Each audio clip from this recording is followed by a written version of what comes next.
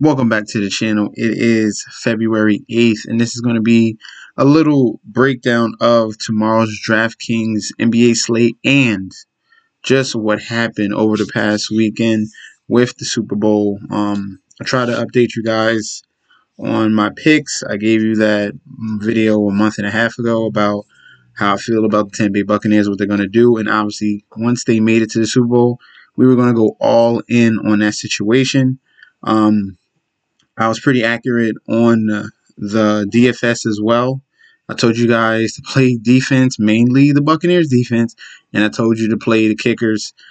And that should have cashed you in almost every lineup, and that's the point of it. So we have a Buccaneers win for 248. We got another Buccaneers win for 160. We got another Buccaneers win for 341. We got another Buccaneers win for 275. We got another. I even got Buccaneers to beat Chiefs, and I did that like 3 weeks ago. 10 for 92.50. All your lineups should have been mostly in the green, like mine were. And then, last but not least, you got the GOAT versus the baby GOAT.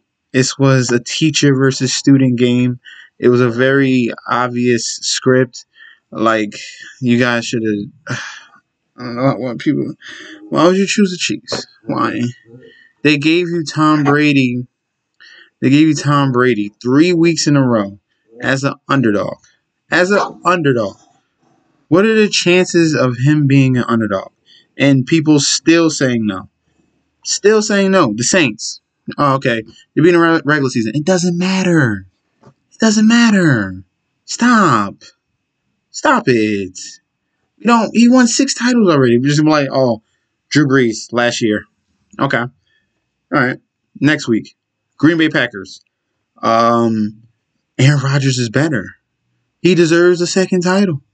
Why not? This is the Packers' year. But the Packers do the same thing just like the Saints, right? Same thing. Same problem. What's the problem? Their defense sucks. Same problem. Defense sucks. Tampa Bay put 38 on them. Next. We get Patrick Mahomes, you get Chiefs. They hyped up the Chiefs all year long.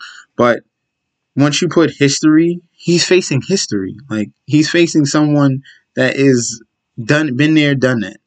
And was able to take the first team ever to host the Super Bowl to the Super Bowl. What do you think is going to happen? He's home. Tom Brady's home. We're going to get on to NBA. I'm going to give you the NBA futures that are going to come soon.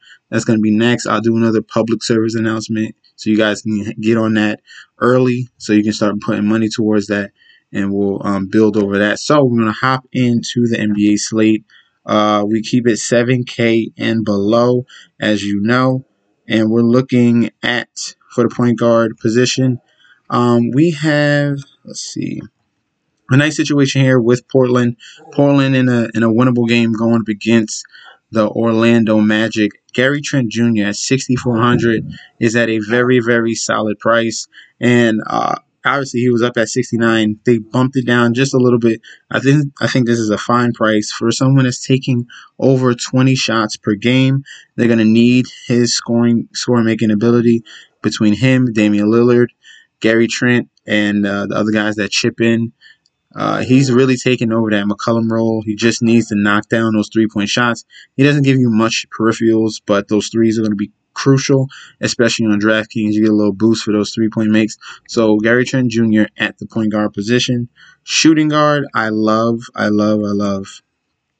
most Detroit Pistons, okay? But this one, Josh Jackson, he's going to be stepping up. He's going to be seeing a boost in minutes. We have Dylan Wright currently questionable. They traded Derrick Rose. So this could be a bump up for Josh Jackson at 5,700.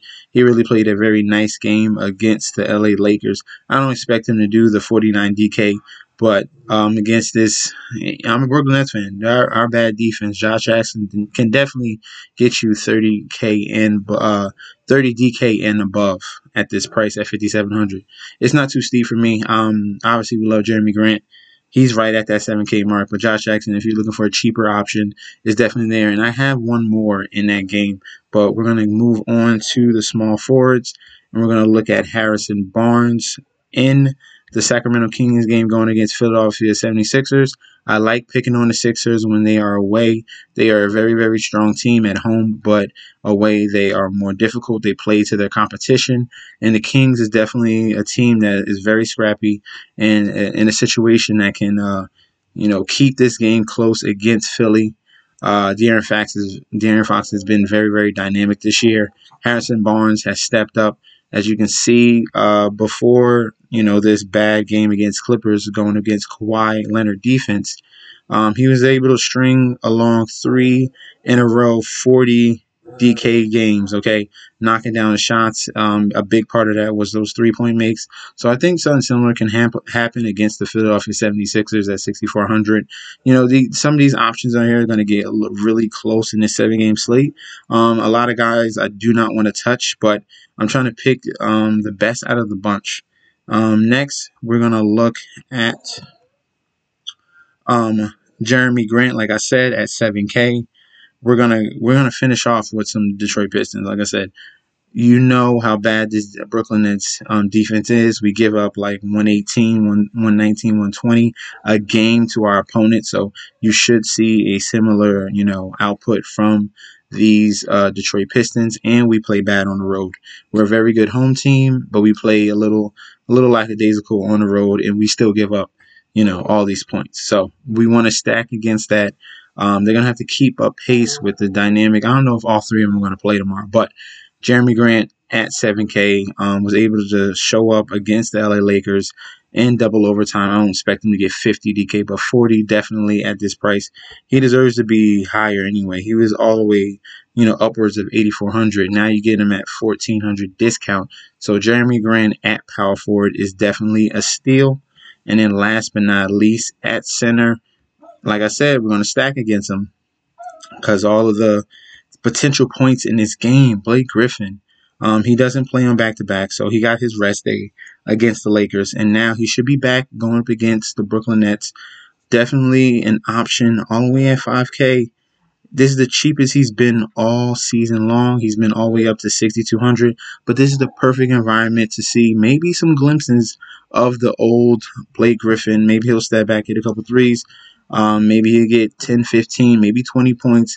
And he'll definitely have the opportunity to get rebounds against the Brooklyn Nets, who, not struggling against it with bigs because DeAndre Jordan is he's a little more energized now, I guess. He's playing a little bit better. But other than him, we got a small backcourt with Jeff Green, Norvell Pell, Noah Vonleh. But that's guys that Griffin can handle. I think so. And at 5K, he's just too cheap, just way too cheap. Like I said, Derrick Rose being out, some of these guys are going to have to step up. Derrick Rose was taking some usage, definitely coming off that bench. And some of these minutes are going to go to Blake Griffin, Jeremy Grant. And if Delon Wright is out, that's a big